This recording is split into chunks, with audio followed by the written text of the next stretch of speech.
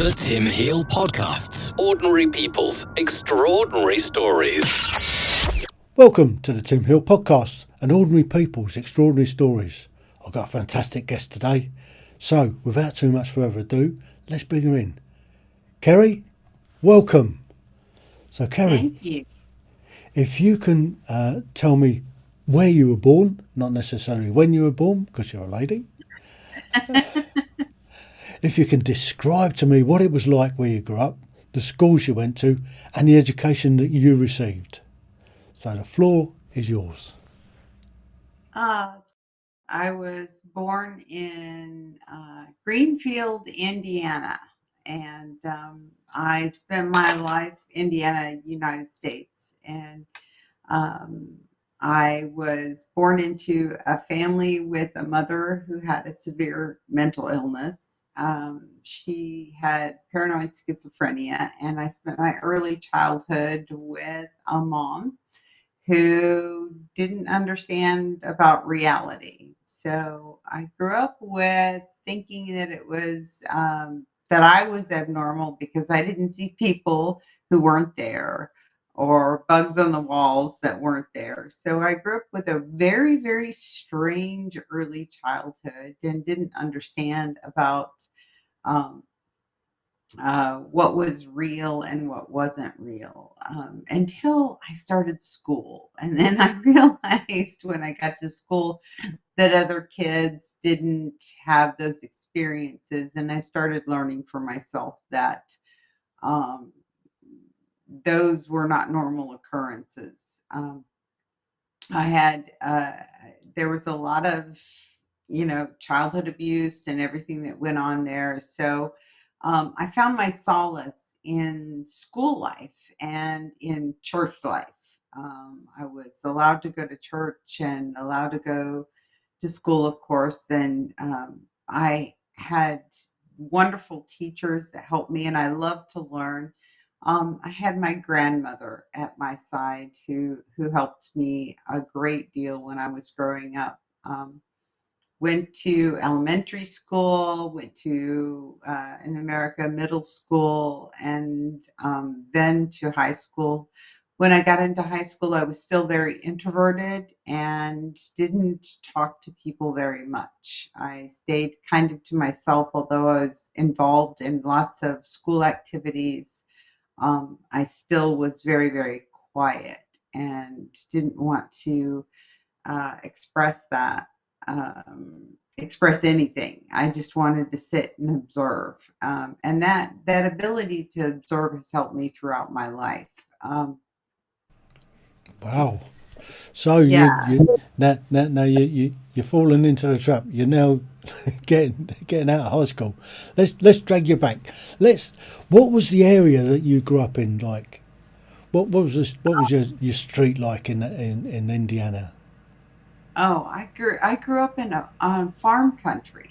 Absolutely had a farm life, farm existence. I didn't very small town, very close knit. Kind of the thing where if I were to make a mistake, everybody would know it. So Yeah. no, very close knit, very uh,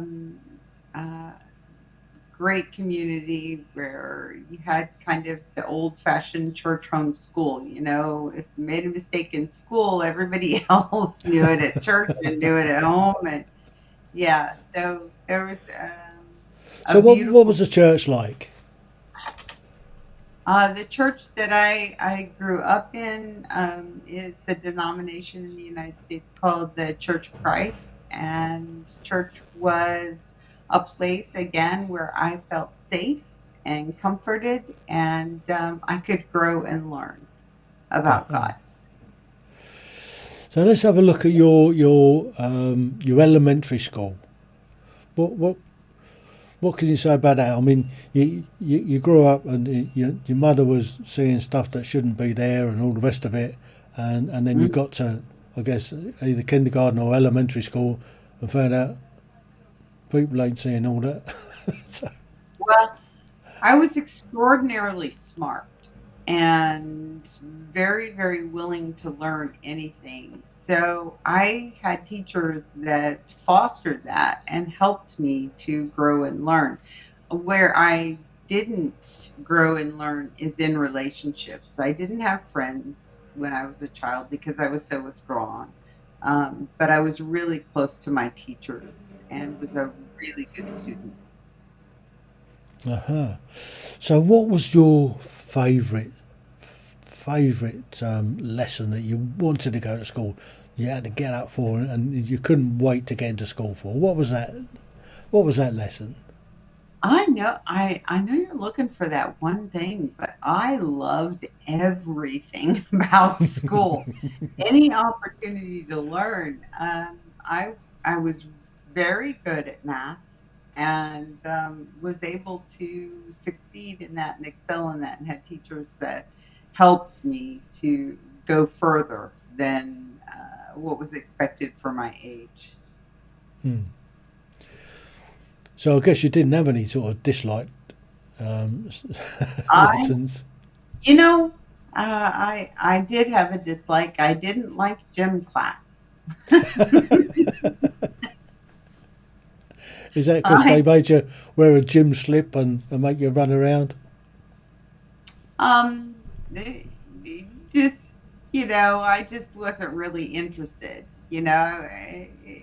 Being physically fit is a good thing, but when I was a kid, I was like, "You're wasting my time. I want to learn more stuff." I was not interested in gym class. So you was more academically astute then. I was, but I was also really super involved in music and art. So Ah. I really did love everything but gym class. Any opportunity to learn, grow. I mean, I was a very strange child in the way of you wanted to give me information and I would just absorb it. So I was very, very good with school. So. Hmm. So what was the music you liked?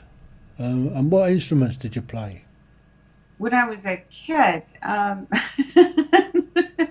well, we were quite poor.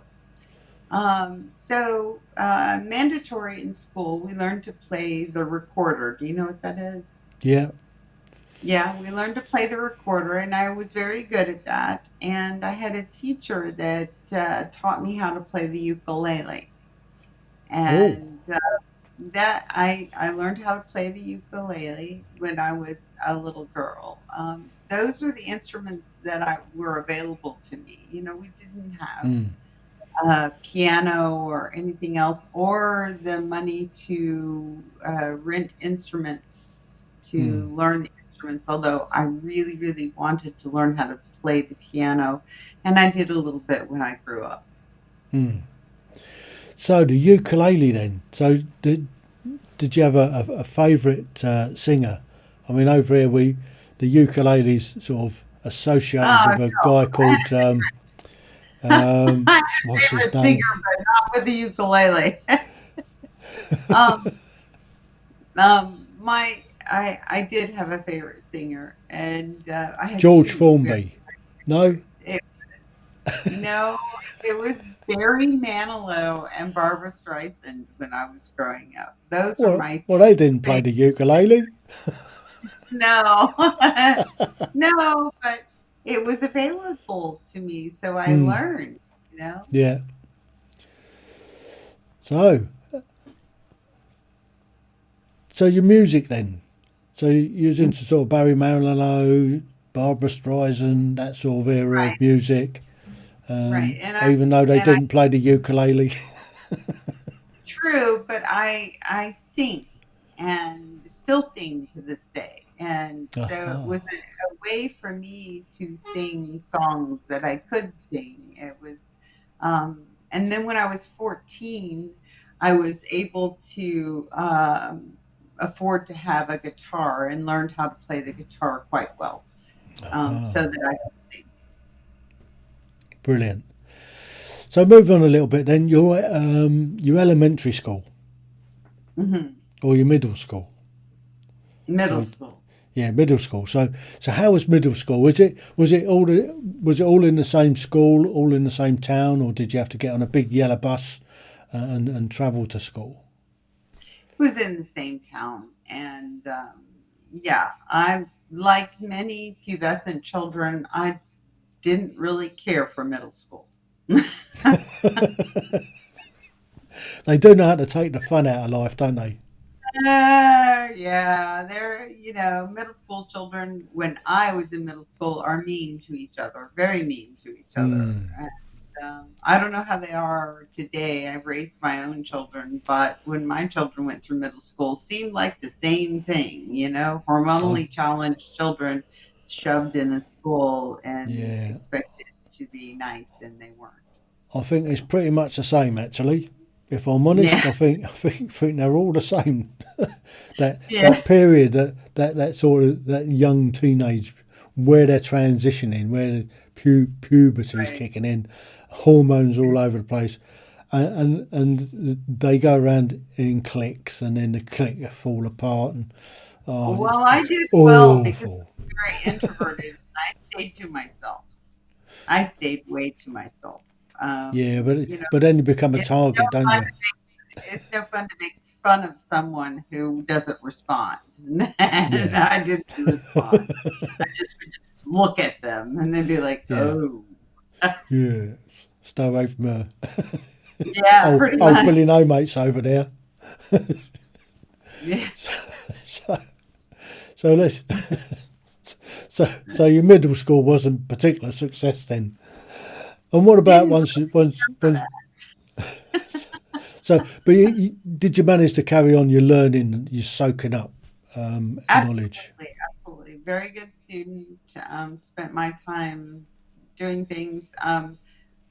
Was made fun of like every other kid until we had a really big talent show when I was in the eighth grade. And my middle school ended in the eighth grade. And we had a big talent show, and I won it. Whoa! And then suddenly, How did you win it? What did you singing, do? What did you singing. sing? What did you sing? Come on. You light up my life. Yes, I did. I sang that and I won the talent show. And then suddenly, students look at me very differently. Everybody wanted to be your friend then, did they? Yeah, they did. They did. But, oh my. So there was something they didn't know about me. So, Hmm. yeah. Terrific. So then you moved on. You've had this great talent show. You've won it, and you moved on to your high school. Did you carry that on? Did you carry that through to the high school? I absolutely did. I was involved in choir. I competed for national vocal solos. I was very very active with my vocal life and career. I spent a lot of time practicing. I sang a great deal. Was my Did you do solo. it a cappella or did you have a musical accompaniment? Because you can't play I the recorder and sing at the same time, can you? I played my guitar. Remember, I told you at 14 I got Yeah. my guitar, and I played my guitar, but I had piano accompaniment when I was competing, and I was in four different musicals in high school, and Oh. I was really really active in that. Although I was still very shy and withdrawn socially, I Hmm. loved being um, involved in music. So what roles did you get in the musicals, and what musicals did you compete in or could Oh take my part gosh. in?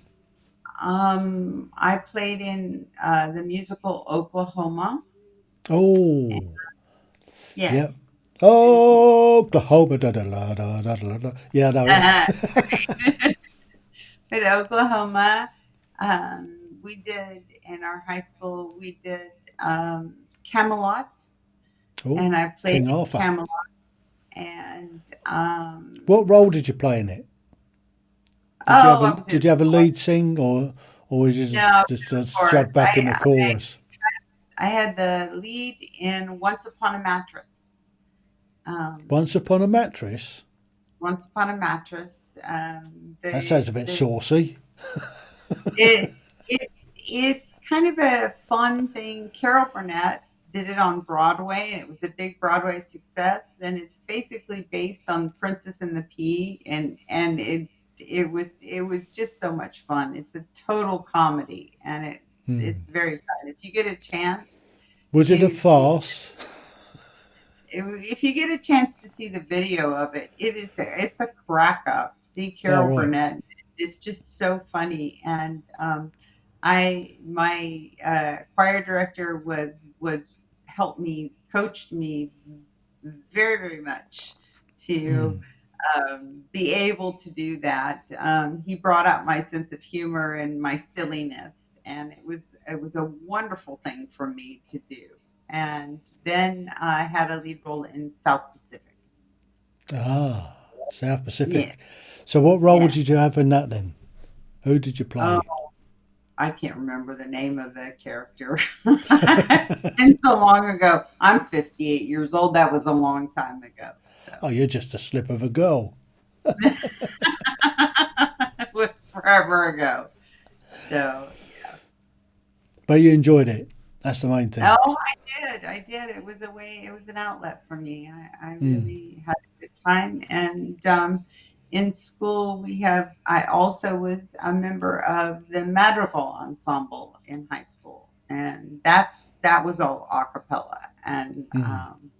I had went to competitions for that too, and had an absolute ball dressing up in costumes and singing wonderful a cappella songs from the 15th through the 17th century. So, Oh, yeah. that's quite a wide range. So sort of things like green sleeves. I bet that featured fairly Oh, high up yeah. there, didn't it? Yeah. Well, yeah, that was one of them. That was one of them. I continued on as an adult, playing in madrigals and doing madrigal feasts over Christmas for many, many years. Mm. So, the end of high school, did you have a prom? Oh, yeah. Yeah. Well, I went to prom every year of high school. What, snuck in? No, it was allowed. I was asked to prom from the time I was a freshman in high school, which is about 14, until the senior year of high school. I went every year. All right. As a date? Yeah, So, yeah. so the so the graduating class were allowed to sort of bring on the younger girls, were they? Oh, yeah, yeah, yeah. We didn't have any restrictions. They do today have more restrictions about that, but when I Mm. was in school, it was, I suppose once if it's a you're in high small school. town and all the rest of it, I guess there's not Well, an yeah, awful lot there. there wasn't a lot to choose from. So, you know, Yeah, and a pretty you young know, slip of a girl like you, I yeah. said all the boys were asking you out, were they? Sure they were. Yeah, they were. I was allowed to go to prom, but I wasn't allowed to go out on dates Ah, until I was 16. So and not I was without a permitted chaperone. I was permitted to go to prom my freshman and sophomore year, but when I was 16 before I was permitted to go out like on a real On a date. date. Yeah. Fair enough. So graduated high school. What happened hmm next? Where did you go? What did you do? What happened next is I went into the United States Army. Oh, Yeah. so army. Where I know a bit about army. So where did you do your training? Fort Jackson, South Carolina. Uh-huh. So what hmm branch of army were you in? Obviously you weren't Branches. a, you weren't an infantry soldier. I You know. weren't. I was intelligence. Ah, Intcorps. Yeah. So, Mhm. so you've done the basic training, being a soldier, and then you progressed on to being intelligence. Mhm. So And that's the end of that story. I'm sorry, but you, that's the end of that story. you've signed the Official Secrets Act. You can't talk about it. Oh no! If I tell you, I've got to kill you. Yeah, it's a big joke, but I honor it, and Yeah. I don't talk about it. So So how many years did you do? 4. 4 years. So Mhm. does that qualify you for being a veteran and for getting Uh, VA status, that sort of thing, or Today it does that would. only happen if you get injured and then you get injured out and then you get Today it VA? would, but back then, you, I had to be injured on active duty to qualify for those things. Today, you're because you served, you have veterans benefits. But I was in at a time where a soldier had to be soldier, sailor, marine, whatever it is, had to be injured on active duty to receive veteran benefits, and I'm still under that. And so, no, Mm. it wasn't available to me because I wasn't harmed. So can you tell me where you served? Did you have any interesting deployments? Yes, I had interesting deployments. No, I can't tell you where I served. So so they didn't send you to Iceland then? did Yeah, did you they get did you sent get me. did you serve abroad? Did you get to Germany? Yes, I served abroad. I can see we're not going to get too much out of you then. Right. So, so I spent best part of 11 years in psychological operations. Mm. I was a No, yeah, purveyor of propaganda, lies, and deception, and I had a no, wonderful time. yeah. I didn't have lies and deception. Just signed an agreement that I would never talk about what I did, so I don't. Fair enough. I mean, the intelligence side of life. I mean, they can go in deep and Yeah. yeah, some When of the I get to stuff be that are 80 years classified old, and all the rest of it. when I get to be 80 years old and it doesn't matter anymore, then I will tell everybody everything I know because it won't matter anymore. But I'm not Because there it's yet. all ancient history now, isn't it? It's all ancient history. Right. So, 4 years in the military, intelligence services. What did you do when you get out? Did you go into the CIA or Well, FBI? no. While I was active duty in the military, I married my first husband. And on my time on the weekends, while I was active duty, I went to culinary school and learned how to How cook did, very well. And yeah, I got married, and that was it, you know. so the two don't really go together, intelligence corps and catering. No, I didn't do catering. Just I learn how to cook. culinary school, and then when I got out of service, I worked for a restaurant for a while, and decided I didn't want to work for a restaurant. So yeah, Yeah, some yeah, people either love it or it's mhm. just not for them. I mean, Yes, but I still have a big passion and love for cooking to this mm, day, and food, and I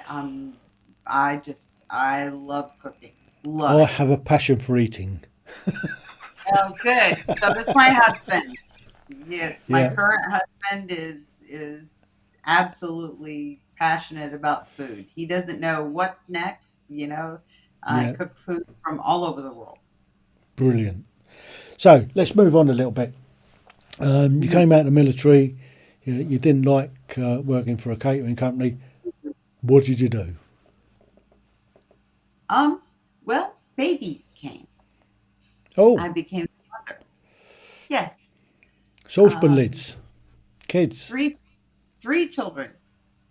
So, yes. So I became a mother and I stayed at home with my children and I raised my babies and took care of them until the youngest was 12 before I went to work outside the home. I volunteered over 5,000 hours for the military. My ex-husband was active duty Army, and I did a lot of volunteer work, volunteered in the kids' schools, volunteered for the Army, and was a stay-at-home mom. Ah, And that was 17 years I did that as a blimey. stay-at-home mom. And then went back into the work world. So what did you do in the work world? Well, my first job outside of volunteering I became a manager and someone who ran the deployment center in Wiesbaden, Germany. So I brought soldiers in and sent them out during the war on terrorism, and I ran that deployment center for 6 years. Aha. So hmm Wiesbaden, Germany. So hmm did you learn German while you were there? I learned a little bit of German while I was there, but mind you, I was working on a military installation and Yeah. mostly around English So speaking. you can order beer and bratwurst. Uh, you want a bratwurst, okay? Yeah. Mit Pommes frites und Ketchup, bitte. For some ketchup. Yeah, yeah. But Brilliant. Germans don't eat ketchup on their French fries, so you know Yeah. that's extra. You got to pay for it. Yeah. You can have mayonnaise or mustard in German. Yeah. So what did you do with your first month's paycheck? Did you celebrate? No, I did not do that. I socked away the money so that my kids had college money to go to college. I Ah. lived within the same budget, and I used the money that I was earning from doing that to make sure that my children had college money to go to college. So they spent quite a bit of time in Germany then. Yeah, my youngest spent all 6 years in Germany and graduated from high school in Germany. So, Aha. right. So can they speak German or did they go to the US school on the base? My two oldest learned to speak fluent German, but my youngest, who graduated there, um, was not interested in learning how to speak German at all. He just didn't. Farewell. So, So what yeah, happened yeah. when you came back to stateside? I'm sorry. What happened when you came back after 6 years working in there? Oh, well, we came back and we moved to Texas, and my whole life changed. I got a divorce. Oh, That's what happened. And I suppose started. that's the effect that Texas has on people. No, no, no. Things were not going well for many, many years. It Hmm. was a very serious, difficult life to live in the military and to live with someone who was very, very controlling Hmm. of my time and energy. And um, we just, there was a faithfulness issue, and I decided to leave. So, So, what happened once you got a divorce? I mean, was it amicable or was it horrible? Or, um, oh no, it is was it it was difficult? amicable. We didn't have any battles. The kids were grown and gone. There was no battles or anything. It was pretty cut and dried. Hmm. Really, we didn't have all of this stuff that went on. We had a mediation and we made decisions, and then it was done. Hmm. No no battles, no fights, no any of that happened. It was just, this is Yeah. enough. And my the greatest thing that the divorce is the greatest thing that ever happened to me.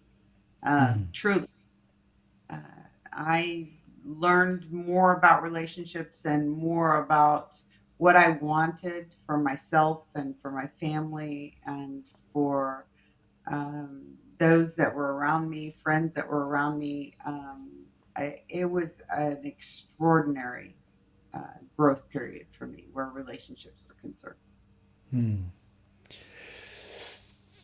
So what did you do? How did you move on once you Um, realised all of that? well, I went to therapy. I got therapy, you know. I learned to have a friend and be a friend, and I learned more about relationships. Like I was saying, I learned more about what I wanted for my life and what was important to me. I learned more about the expectation of someone else in my life and what I wanted for that. Did I want what values were important to me? Not not scratching off those values on my list, making sure that the next person who enters into my life was someone that I could grow with over time, and I found it. Oh, excellent. Mhm. So bring us a little bit more up to date. What are you doing nowadays? Today, I'm a master relationship coach, and I love what I do. Absolutely love what I do. I help couples to reignite or rejuvenate their relationships. It's my passion, my mission, my calling, whatever, whatever word you want to choose for that, brings me great joy to help couples to decide to stay together if they can.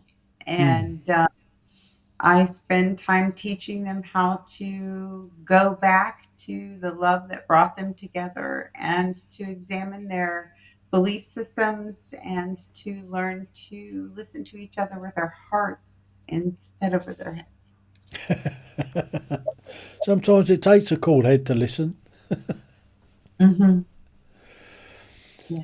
So, I mean, by and large, do you have a great success, or do you come across couples that really shouldn't be together, and it's better to walk away amicably, or just Tim, I've been doing this for 5 years. And I have only had one couple who has decided to walk away from each other. Um, that's an incredible success rate. And my clients tell me that it is the way that I redirect them into reigniting that love. My clients tell me it is in the process and the simple steps they can take to make a difference in their lives. When they come to me, they want to stay together. yeah. When couples go to a divorce lawyer, they're talking about being apart. So they come to me to try to um, change things and try to stay together. So mostly my clients are trying to stay together. Like I said, I only had one couple who decided that, yeah, no, we're not going to stay together.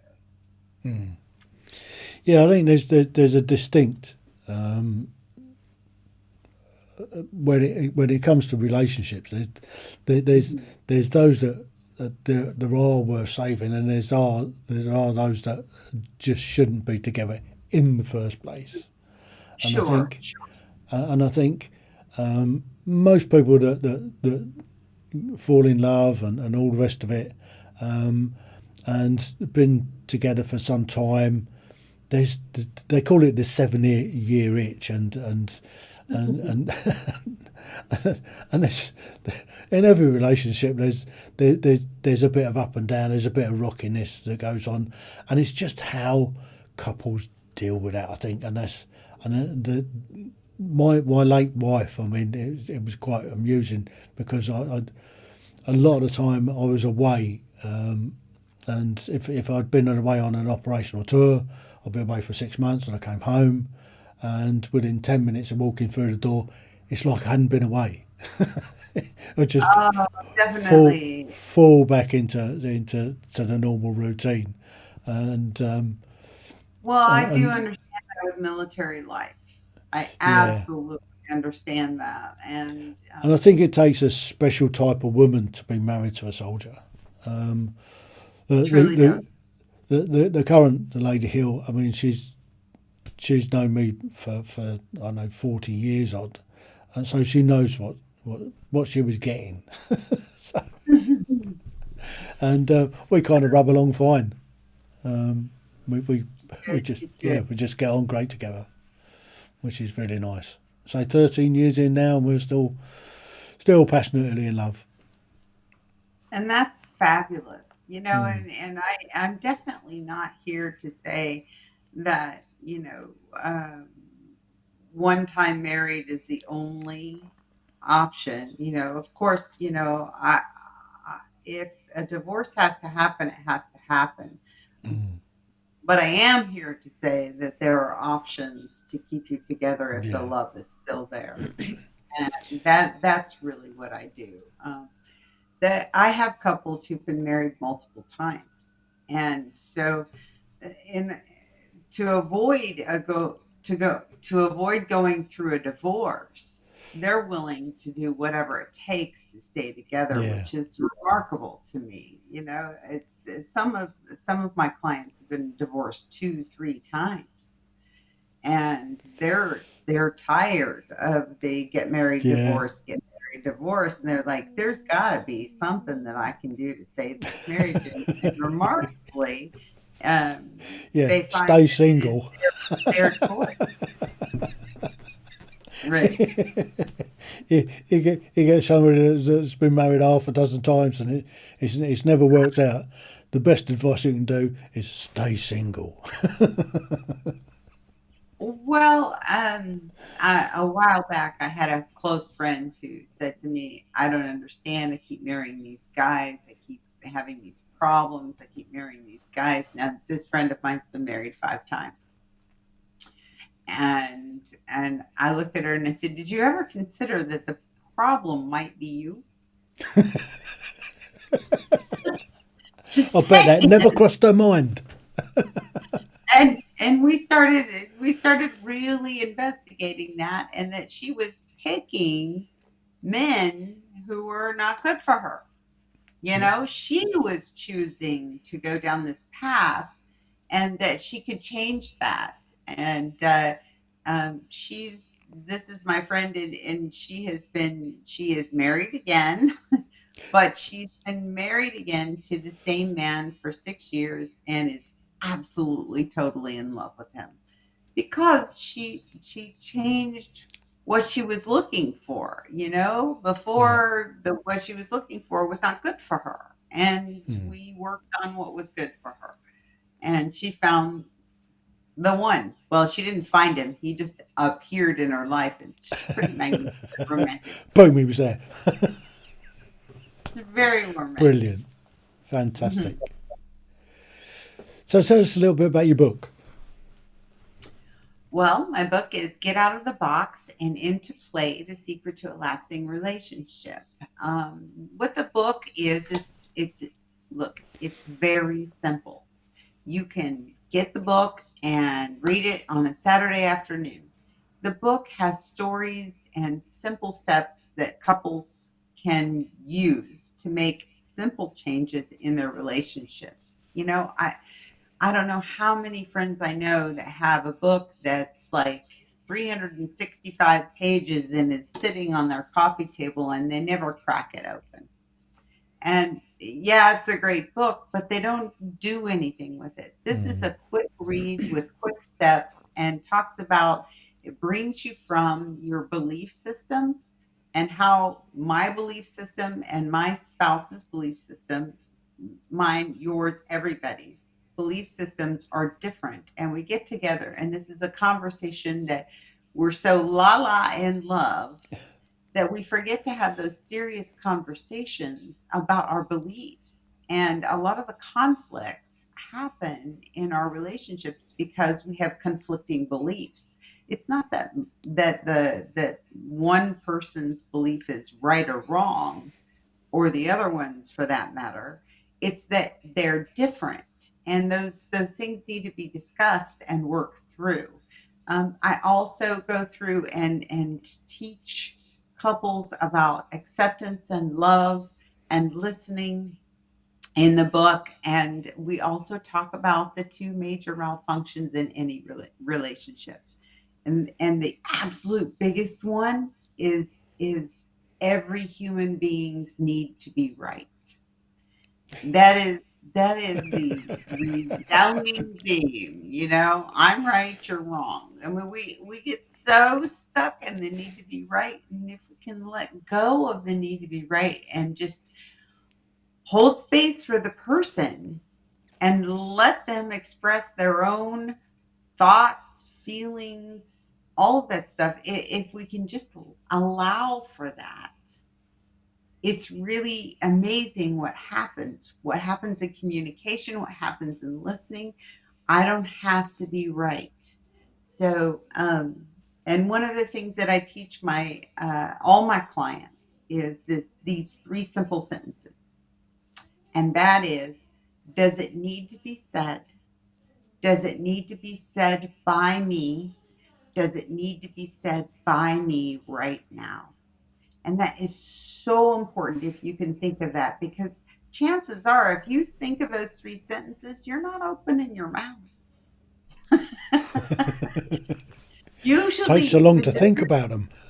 yeah, usually the decision is maybe not.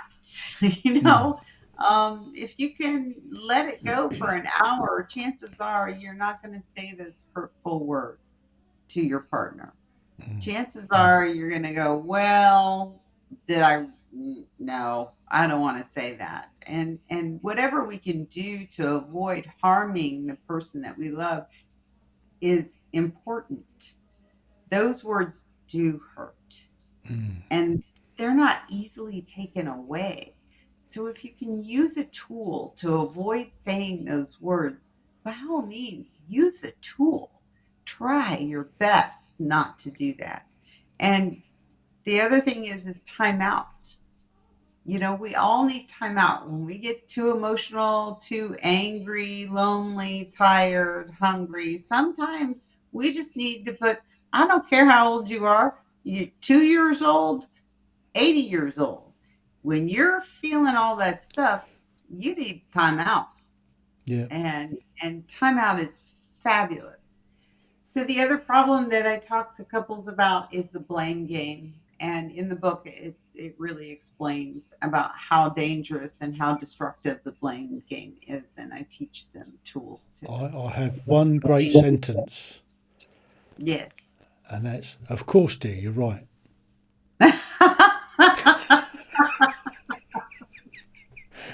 Although she's totally wrong. there, Of course, you there dear, are many you're a right. couple who do that. You're right, and I'm sorry. Yeah, you're right, dear. I'm sorry. Yeah. And leave it at that. But sometimes you're right, dear, and I'm sorry doesn't help. Mm, And it's sometimes couples need to listen and acknowledge why they're frustrated or upset. mm. So many couples I know will say, "Well, he never listens to me," and I come back and I go, "Well, but are you listening to him?" You know, Yeah. um, Conversation's a two-way thing. it is a two-way thing, and I teach couples how to listen with the heart. And it's so simple and easy that couples are just absolutely amazed. It's not this complicated process. Mm, It's be quiet, be compassionate, be caring. You know, yeah. it's and hey, you women out there. I'm here to tell you men need it too. They need to be able to express their feelings the same way that we do. We're all human beings. It's not a male female thing. We all do. It's just that we express them differently. And it's Mm. important for us as partners in a relationship to hold that space and allow that to happen without getting, excuse the expression, it's probably American, but without getting butt hurt over it. Mm. So, you know, let it ride. Mm. So where can people find your book? Well, people can find my book in Amazon. You can look it up in Amazon, or if you want to know more about me, you can find a lot of information on highestintentcoach.com. Brilliant. Yeah. Well, Kari, that's been fascinating. Really Thank you. enjoyed This our chat. went by so fast. I know. Where does it go? I know. Thank you so much. Thank you. And thank you for having me on your show. I really appreciate it. You're most welcome. Well, what a fantastic guest. Hopefully, you guys have learnt a few things, and if you are struggling with a relationship, then there's somebody where you can turn to. So until next time, TTFN. Ta-ta for now. The Tim Heale Podcasts. Ordinary people's extraordinary stories.